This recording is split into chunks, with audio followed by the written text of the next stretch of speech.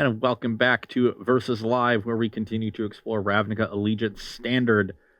We got another match. Oh, yeah, plenty. And we've got a sweet deck from your side. This is a list that I was given by Tannen Grace, though I do not think he was the originator of it. No, so this has been down the grapevine. I'm going to apologize in advance because I actually don't know the originator either. Jerry Thompson retweeted someone who built something, either this exact list or very similar to this, and we built the sideboard for it just a few days ago. And Jerry's The Game podcast, they have a 50 deck challenge where whenever a new set comes out, your goal is to build 50 new decks and try to be as unique as possible in building those decks. And this was one of the ones that someone posted and Jerry retweeted it, and it looked really sweet. Tannen got it from somebody who got it from this retweet, Yeah, it was a long chain of events, but if you're talking about unique decks, I think this one fits the bill because I don't think most people would think, Benelish Marshall, good card. Judith the Scourge Diva, good card. Yeah. Let's put them together. Yeah. White, red, black. Yeah, duh. Easy peasy in my aggro deck. I mean, if you've played Modern at all, and you've played humans or against humans, you'll know that they are pretty good at casting Noble Hierarch and Mantis Rider in the same deck. Yeah. So why not do it in Standard? We have a Cavern of Souls and Unclaimed Territory, and as long as all of our lands can produce white mana, or at least most, got 2 blood groups in there. We have 4 more dual lands than any other archetype because we have access to 4 Unclaimed Territory. As long as we build our deck and so that it is almost all humans. Speaking of building the deck, the creator Yoman5 is actually in chat right now. Cool. Thanks, Yoman. Perfect. Yeah, just making Todd it easy so for lucky. us. Yeah. Rather be lucky than smart. Yeah. So this iteration of the creature-based aggro deck is 3 colors, Mardu, using Judith, Benelish Marshall to pump these 1- and 2-drop creatures. We have a little bit of sacrifice synergy. We have the couple creatures with the afterlife mechanic. We have Hero Precinct 1, which along with these multicolor creatures actually generates a couple extra 1/1s, which were incredible. Judith and Benelish Marshall. I think Hero Precinct 1 is the key part of this deck and the reason that it exists, and a very powerful card in this shell. Yeah, and when you combine that with something like Heroic Reinforcements, where you create the token with as a trigger with the Heroic Reinforcement on the stack, you actually get an extra 1/1 with haste that comes into a 2/2. That is... Yeah, so this is a really stout aggro deck because a lot of your creatures have that second life with the afterlife mechanic, which I like. But it also has a significant punch because it has 8 effective 3-mana lords that pump all of your creatures. And heroic reinforcements for that extra punch. So very powerful, but still resilient. Mana should work out reasonably well, and it's going to get put to the test here because you're playing against a deck with 4 main deck Kaya's Wrath. Yep. This is a list from my article earlier this week on Tuesday. You can go check that out. It was all about the Orzhov Guild. And this is an Orzhov deck that, while it's playing a lot of cheap creatures with Afterlife, is doing so in a shell that goes bigger. So we've got Kaya's Wrath. We can play a couple creatures to the battlefield to encourage our opponent to extend into the Wrath, leave ourselves with some spirits, gain some extra life, and then go from there with bigger effects. I've got some Ethereal Absolutions. I think I got that card name right. That 6-mana enchantment that's busted. Yeah, all my creatures get +1/+1. Yours get -1/-1. That's pretty good against Hero Precinct 1, right? Pretty good against Heroic. Is it good against Heroic Reinforcements? Yeah, I think so. I think they're not. I think they still they still can attack for the 1 that turn. Yeah. So Yeah. So we'll see how resilient your deck is because I've got some good tools in this matchup. All right. Well, let's field 2 questions. If anyone has any specific questions about this deck, or if you think there's anything cool you should ask before we get started. Well, first I have a shout out to Ellie the Duck with a tier 1 sub performance in a row. So thanks Ellie. Thank you. We've got a bunch of questions about some other decks, not so much about this one.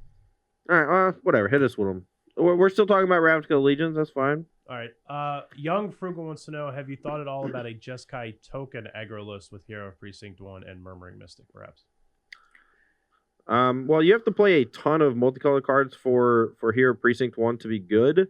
And you have to play a bunch of instant sorceries for Murmuring Mystic to be good. And there's not a ton of crossover there. There's Discovery, Warrant, Warden, Absorb. It's like the only 3 that really come to mind where I'm just like, yes, give me those cards. And then I'm thinking, like, what do you want Jeskai for? And then maybe Expansion Explosion. So maybe, but you're gonna. That's a show me deck. You're gonna have to build it and show me because I have not thought about it at all. And off the top of my head, I'm not gonna be able to build it. It's also just like you also have this spell-based deck that's making a ton of different 1/1s, and like how do I also leverage those 1/1s? Are they just blocking and playing defense, or am I getting aggressive? There's a lot of questions to answer with that deck as to how it plays out.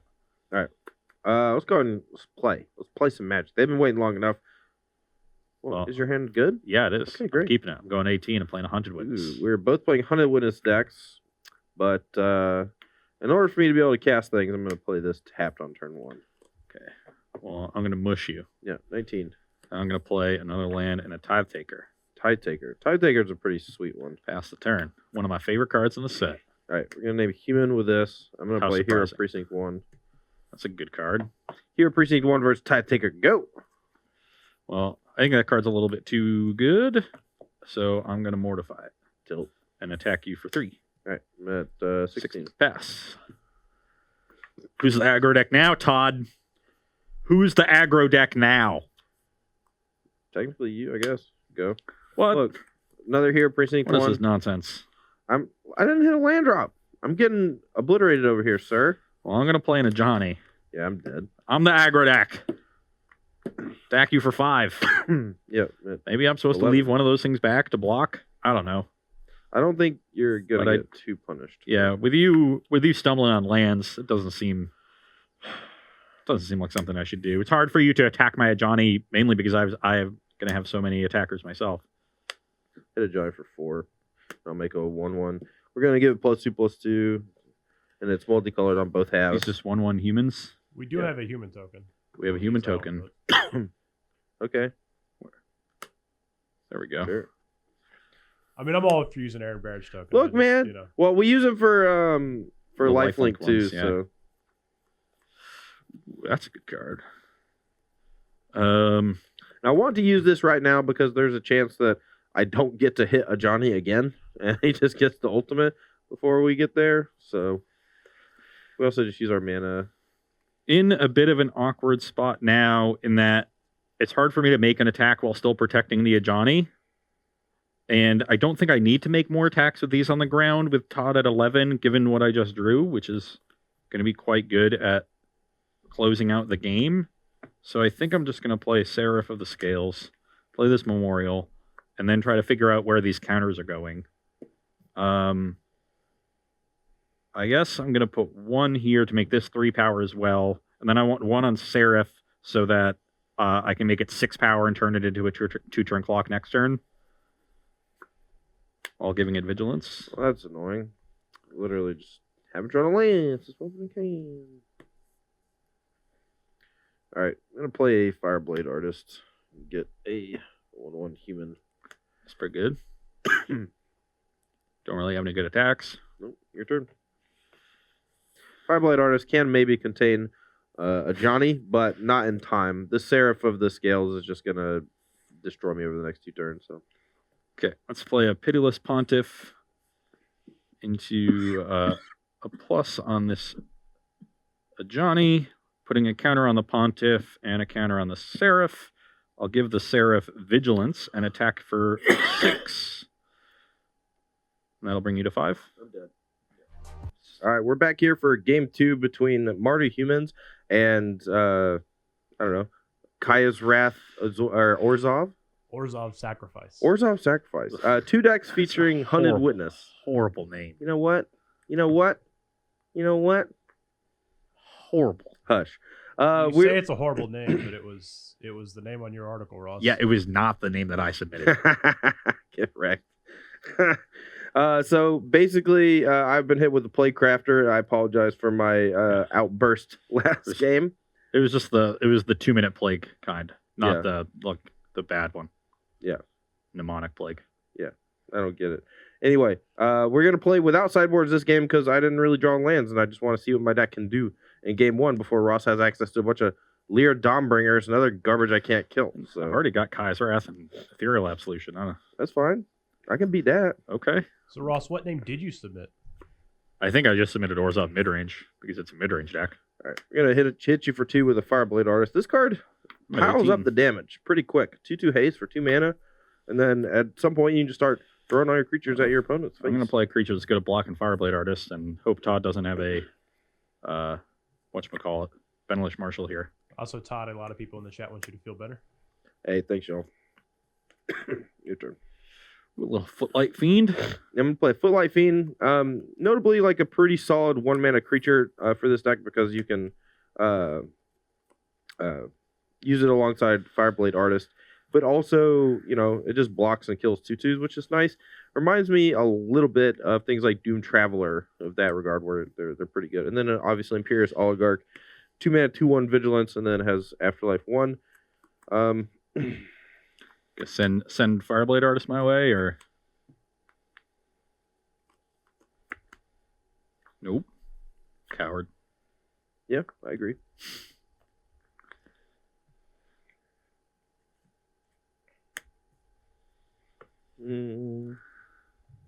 Just this. Imperious Oligarch's coming. Block. I'm gonna deal 3 to this and gain 3 life before combat damage resolves. Sure. So I'm gonna go to take 21. And I'll go to 17. You go to 17 from the Midnight Reaper. You draw a card, and then you get a 1/1 Afterlife token. And you're gonna get a. This is gonna die, and you're gonna get a 1/1 as well. Yep. Your turn. Todd, I know you got this deck list from Yo Man, but We for Humanity was asking, is there any thought to Glass of the Guild Pact in your deck? That's the one that 2-mana artifact, pumps all your multicolored creatures. Yeah. It is really good with spirits from the Afterlife mechanic. I could see a couple in here, and it actually might end up just being good in the deck. I'm not sure, though. You have 2 in hand? Correct. I did play against someone yesterday on Arena that had that card with a bunch of Afterlife mechanic creatures. Fearless Pontiff. Sure. Pass the turn. All right. Throw this at you. Shoot the spirit. Sacrifice it to you. Yep. I'm So at you go to 15. 15. I'll draw for turn.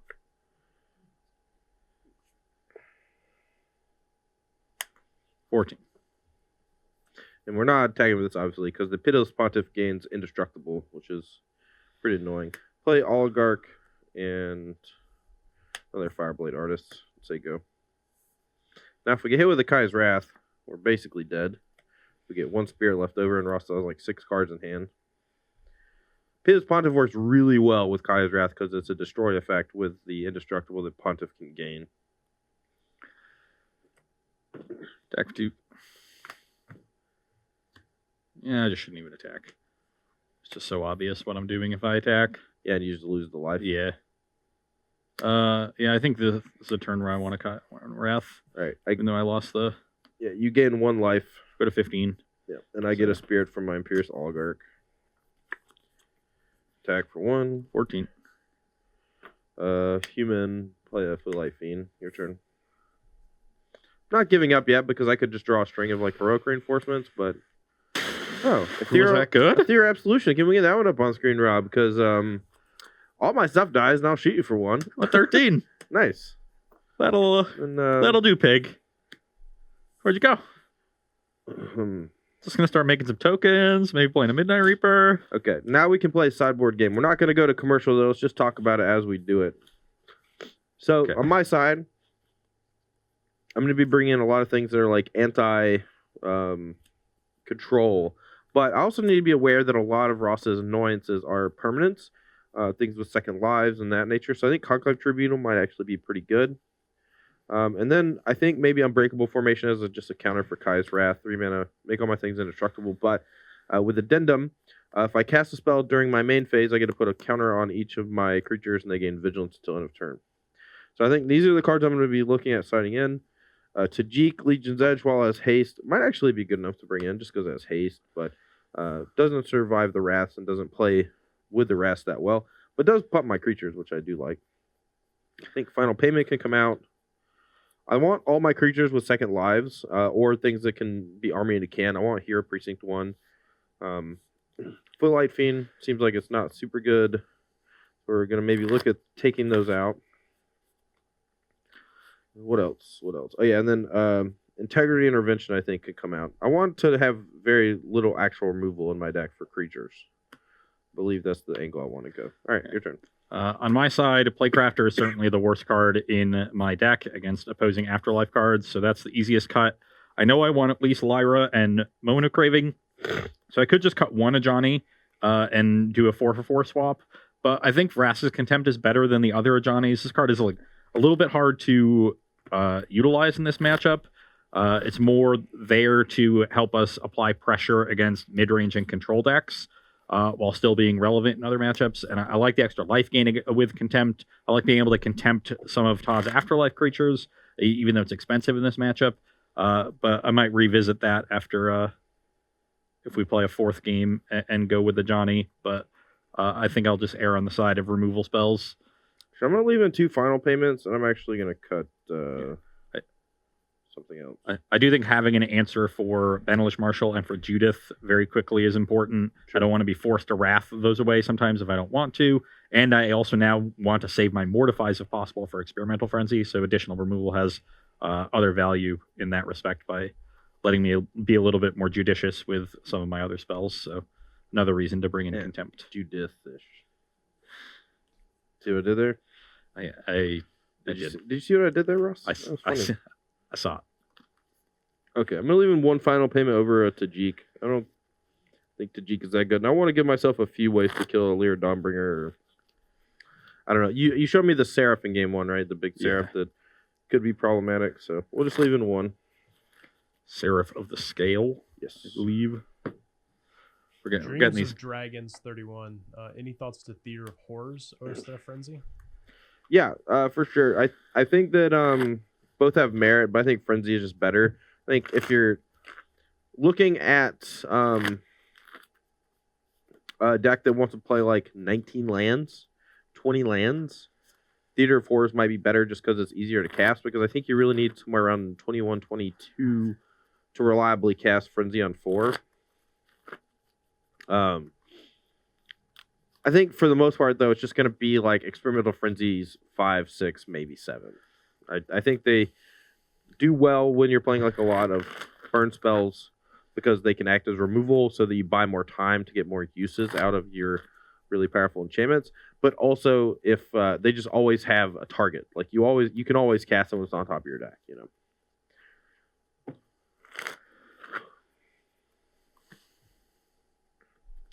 And then one from Daffy Door. Is the synergy with Divine Visitation and Afterlife too slow to be viable in competitive decks? I tried a list with Divine Visitation. Some of the synergies going off were really nice, but I just sort of got trumped in the matchup that we played against one of Todd's early Simic decks. I do think that is a potential way to go. I thought about Visitation in this deck specifically, but I think Ethereal Absolution is a little bit more consistently good. Yeah, cards like Nine Souls Betrayal, what's it, Curse of Deathhold, and now this one they never, when you first see them there, you never think to yourself like, oh, this is like a insanely powerful card. But then the first time you cast it, it's usually just like, this card just straight up wins me the game like half the time. Like, you know, and especially in the right matchup. And this one specifically is good alongside a bunch of tokens and stuff because it pumps your creatures. While also having that added ability, and it acts as a way to generate a bunch of threats too. So. Okay. So you've molded 6? Yep. Kept on top. I'm going to unclaim territory named Human, play Hunted Witness. We're going to need to draw some lands to help this hand out. I need a red source. You got an unclaimed territory. That makes red mana. I need a other red source. Block. I'm just gonna trade, sure. This is the lifelink ones. Sure. It totally says lifelink right on the card. Your turn. Ooh. Attack you for 1. Yeah. 1921. Pitiless Pontiff. Sure. Pass. Human again. Yeah. Attack for 2. Sure. All 19 to 21 the other way. Flip flop. Your turn. Normally that effect costs 8. Reverse the sands. Is that the card that reverses the life totals? I have no There's idea. a card what that does you're that. talking about. Okay, we drew another Mirror land. Universe? Is that the one? I can't Mirror believe I didn't Universe. have that one ready to go either, Ross. Yeah. Midnight Reaper. Sure. Pass the turn. Okay. You know what? I don't want to play this game. Let's play another. Let's play another game. I literally have 4 red cards stuck in my hand, and the mana is just not working out. I don't have a 4th land. I don't care. Look, we're playtesting a deck, right? I don't care. I just want to see if my deck works. And right now, the mana hasn't worked a single time. I haven't cast Heroic Reinforcement a single time. We've played 3 non-games. I just want to get one game in where I function. If that's okay with you. So if you're interested, Mirror Universe is a 6-mana artifact. That's from Legends. Yeah, you tap, sacrifice it during your upkeep. 2 tap, right? No, just tap. Just tap sacrifice. Okay. During your upkeep. Yeah, you have to do it upkeep. Don't you need to like switch all your stuff too? No, it just switches life totals. Just life totals. Yeah, people like back in the day when you didn't lose until the end of the phase. If your life got to 0, you could put yourself to below 0, and then in your upkeep, and then use Mirror Universe. Yeah, that was a thing. But there's a white sorcery that exchanges life totals. I think it costs 6 white, and it's called Reverse. Yeah, I think somebody had just commented in chat too. Doesn't it cost 6 white? The stands. Yeah, that's what I said. That's what you said. I was right. It costs 6 white, right? I will bring it up here in a second. You're so pedantic about the most useless garbage sometimes. That's my brand. That's how you get out Jeopardy. Be pedantic for 25 years. 6 white. Redistribute any number of players' life totals. Sure. I just want to draw a Shockland. I have yet to draw a Shockland. It's awkward in a deck where like you would definitely want to play 12, but you can't really because Blood Crypt doesn't cast Marshal. Right, and the mana might actually just be too much of a strain on this deck because I'm really missing either that or we just have to play more basic planes or something. There's only 1 in the deck, and that's just not enough. All right, human, play Precinct 1 and see if we can get the ball rolling here. Okay, well, I just have a Pontiff. Okay. Feels Pontiff. All right, there we go. Human. Now what?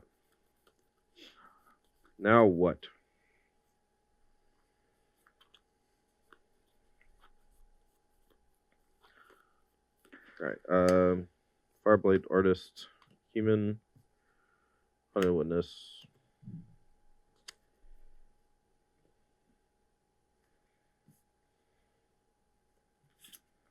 Conclave Tribunal, this thing. Your turn. That was a good turn. That was a pretty good turn. Played 3 spells. Yeah. 3 spells, 3 mana. And made an extra creature. Yeah. Hey, deck's working. Excuse me. I'm just going to get Kai's Wrath next turn. It's just not going to matter, though.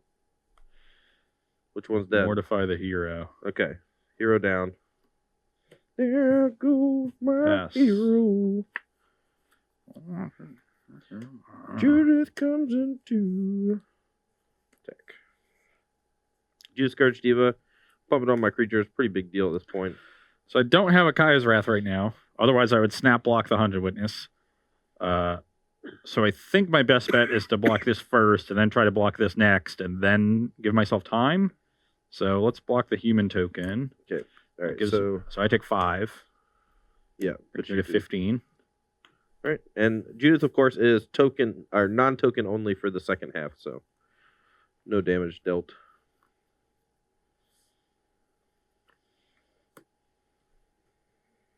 Jay Bernowski has a question: is Hero Precinct 1 something we could see in modern humans? It would require retooling the creature package, but I think the card is just very, very good, so. We'll have to wait and see. I think it's a different deck, but I do think Hero Precinct 1 is very strong. Yeah. Do you think this deck can play the Anthem in it too? The 2-mana artifact? Yeah, well, that was one someone actually asked that question earlier. Did you want to sack this in your upkeep and kill this? Could have done that, I guess. I guess. I don't know. All right, so you're at 13. This is dead. Yeah. Judith ability. Sorry. Because I attack with Judith too. Both these trade, but sure. All right, 1 to you. Yep, I'm at 12. I have 2 spirits. All right, and I'll play an Imperious Oligarch. Yep. Your turn. Now I really want to draw a Frenzy or a Heroic or something like that. That was a good draw. Crap.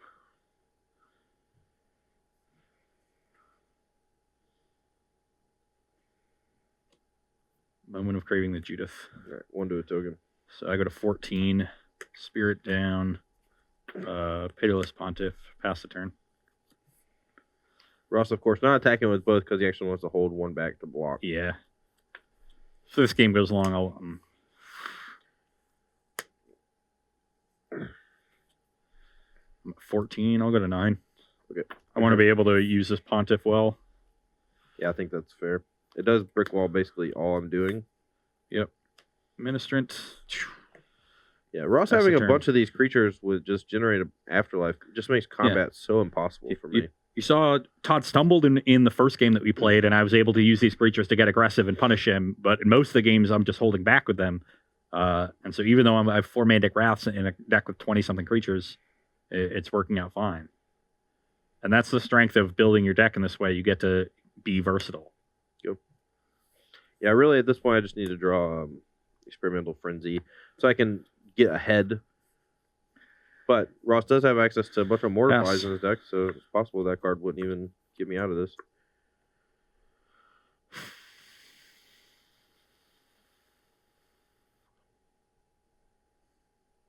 That was an interesting draw.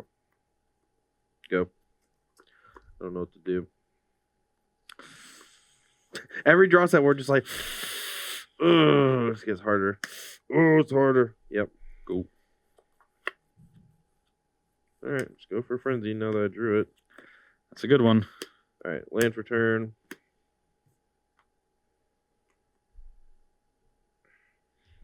You know, you can sack an enchantment, right? I did not. You want to sack that Frenzy? Pay life. Wow, I just thought it was sack a creature. I never actually read this card. Yeah. Holy crap. I think it's really cool with History of Pay Penalia. 5 life or sacrifice a creature or enchantment. So like if you like have to trade your knights away or they kill them and you just have this history lying around and the 3rd chapter is not going to be good, you just sack that history. That's insane. Well, now, okay, it's also an instant. Okay, Yes. I'm just going to say go. So I can cast it. I already played my land. Just sack it later on, you know? Or you play Kaya's Wrath and I just sack this and that dies to... Oh, no, you guess you can make it... I don't know, man. Go. I think I have to act pretty quickly here because of this Frenzy.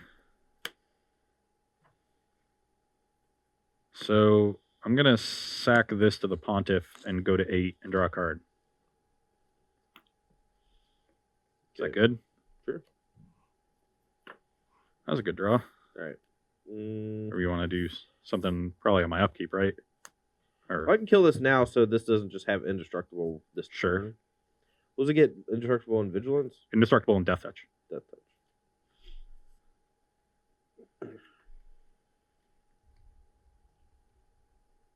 Are we passing the turn or? Just go. Okay.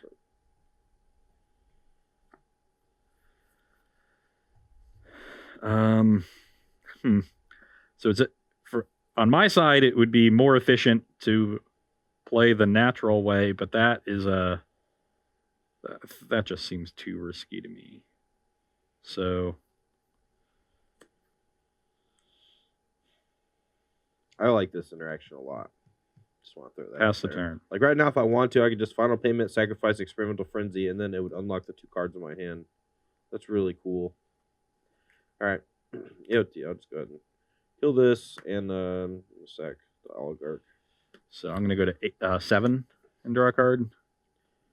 Yep. And I'm going to Mortify the Frenzy. Okay. I'm gonna look at the top card. Sure. You're about to draw it anyway. Yeah, I know. That's the joke. This is Afterlife. Oh yeah. Sorry.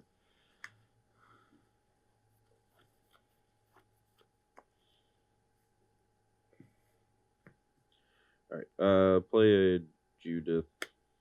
Yep. Play Unclaimed Territory named Human. We'll swing for 3.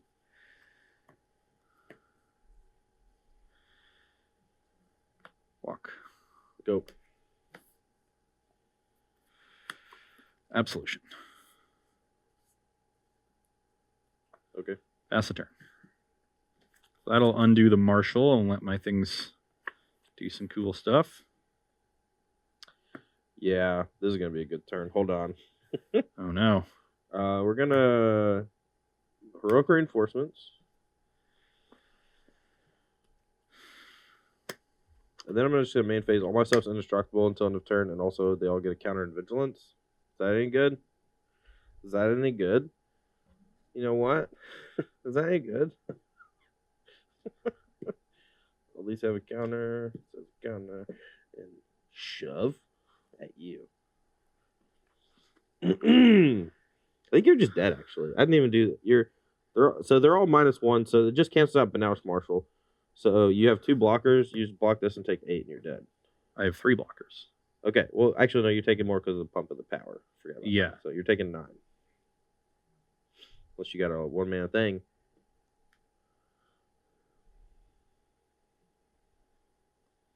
Yeah, I'm dead. Hell yeah.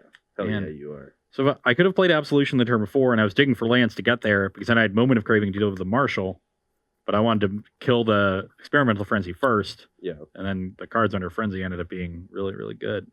Yeah, the turn where I drew, so I had Unbreakable Formation in hand, and then with 5 mana, I drew Judith, and I was just like, crap. How many lands did you have? I had 5 or 6, so I would have just been able to cast all that.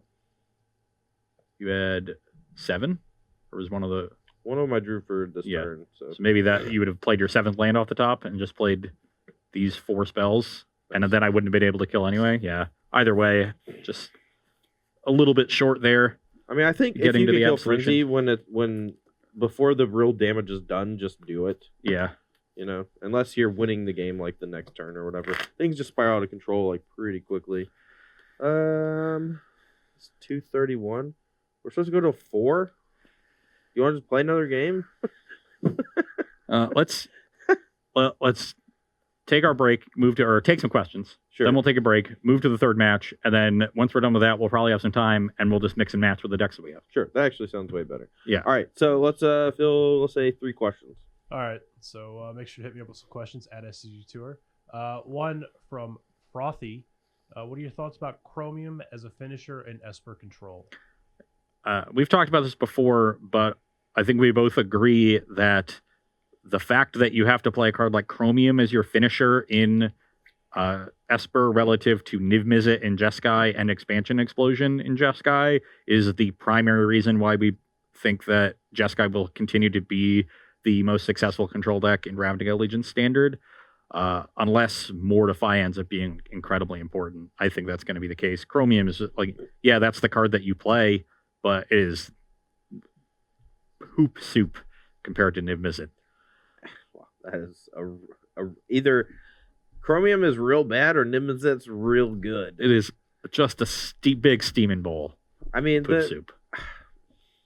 It's just right in front of you. Grab a spoon. Dude, I'm sick. I really want soup right now, but I'm conflicted because I don't really want to eat poop soup.